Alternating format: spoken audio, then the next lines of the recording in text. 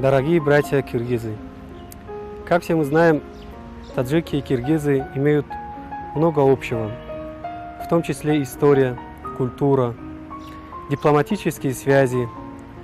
Также наши государства сотрудничают в различных международных и региональных организациях. И наши деды, прадеды воевали плечом к плечу против фашистов. Последнее развитие событий на границах Таджикистана и Кыргызстана огорчают молодежь и нашего государства, и вашего. Не к лицу нам это. То есть в современном мире множество проблем, в том числе терроризм, экстремизм, преступность. То есть мы должны бороться вместе с вами вот напротив таких проблем.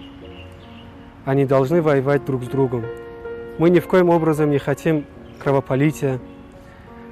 Наши дружеские страны, наши народы всегда стремились к взаимопониманию.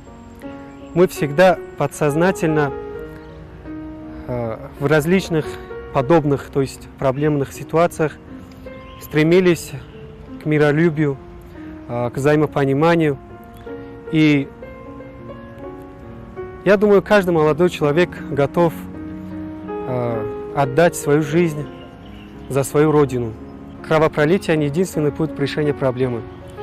То есть, как говорит наш мудрец, к добру и миру тянется мудрец, к войне и распрям тянется глупец.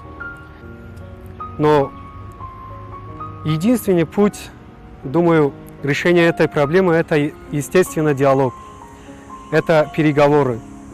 Так давайте приступить к этому шагу. Мы всегда готовы к любому развитию событий.